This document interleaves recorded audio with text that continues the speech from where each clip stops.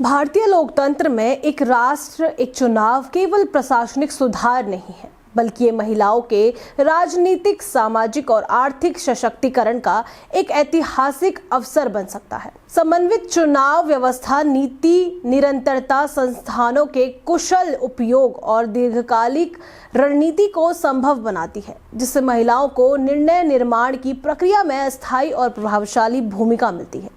अंतर्राष्ट्रीय अनुभव भी यही संकेत देते हैं कि स्थिर और नियमित चुनाव प्रणालियां महिलाओं के प्रतिनिधित्व को बढ़ाती है। इंडोनेशिया में 1997 से 2024 के बीच महिला सांसदों का प्रतिनिधित्व लगभग 9.6% बढ़ा। दक्षिण अफ्रीका में ये 25% से बढ़कर लगभग 44 से 45% तक पहुंच गया, जबकि स्वीडन में 1991 के 33% से बढ़कर आज लगभग 45% हो चुका है। ये उदाहरण दिखाते हैं कि जब चुनाव व्यवस्था स्थिर होती है तो महिलाएं दीर्घकालिक राजनीति, रणनीति, नेतृत्व कौशल और संस्थागत अनुभव विकसित कर पाती हैं। इसी दृष्टि से भारत में एक राष्ट्र एक चुनाव महिलाओं के राजनीतिक प्रभाव को मजबूत कर सकता है। भारत में नारी शक्ति वंदन अधिनियम 2023 के तहत लोकसभा और राज्य विधानसभाओं में महिलाओं के लिए 33% आरक्षण का प्रावधान किया गया है। समन्वित चुनाव होने पर आरक्षित सीटों का पुनर्गठन, उम्मीदवार चयन और राजनीतिक दलों की रणनीतिक तैयारी एक साथ संभव हो सकेगी। इससे महिला आरक्षण केवल संवैधानिक प्रावधान न रहकर व्यवहार में प्रभावी बन पाएगा और महिलाओं को राष्ट्रीय व राज्य स्तर पर समान अवसर मिलेंगे। बार बार होने वाले चुनाव महिला केंद्रित योजनाओं को भी प्रभावित करते हैं। पोषण अभियान, बेटी बचाओ बेटी पढ़ाओ मिशन शक्ति, महिला उद्यमिता कार्यक्रम और स्टार्टअप इंडिया के तहत महिला सहायता योजनाएं चुनावी आचार संहिता के कारण अक्सर बाधित होती हैं। एक राष्ट्र एक चुनाव लागू होने पर इन योजनाओं को निरंतर, समन्वित और उद्देश्यपरक ढंग से लागू किया जा सकता है। इसके साथ ही देश में लगभग 90 लाख आंगनबाड़ी और आशा कार्यकर्ता हैं, जिनमें अधिकांश महिलाएं हैं। बार बार चुनावी ड्यूटी में लगाए जाने से उनकी मूल सेवाएं प्रभावित होती है।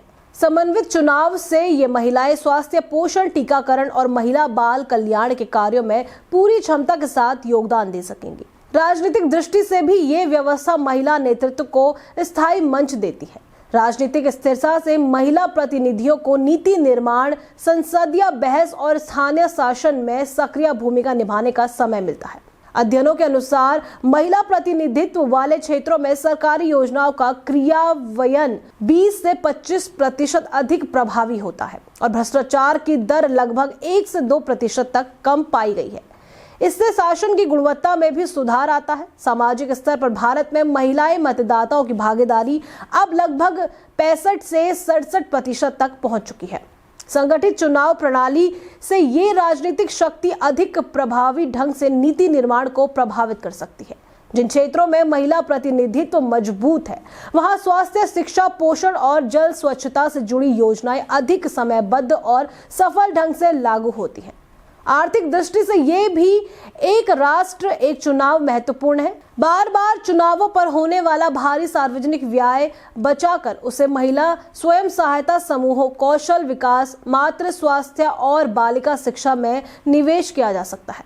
स्थिर बजट व्यवस्था से मुद्रा योजना और स्टार्टअप इंडिया के अंतर्गत महिला उद्यमियों को बेहतर वित्तीय सहायता और प्रशिक्षण मिल सकेगा। कुल मिलाकर एक राष्ट्र एक चुनाव महिलाओं के लिए केवल चुनावी सुधार नहीं, बल्कि सामाजिक, राजनीति और आर्थिक सशक्तिकरण का संरचनात्मक मॉडल है।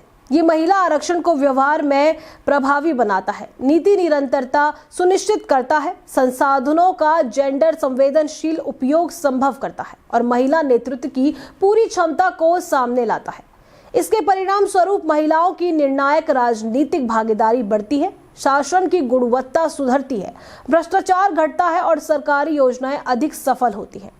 ये पहल भारत में महिला सशक्तिकरण को स्थायी, संगठित और प्रभावशाली दिशा देने का मजबूत माध्यम बन सकती है। ऐसी जानकारी के लिए बने रहिए हमारे साथ।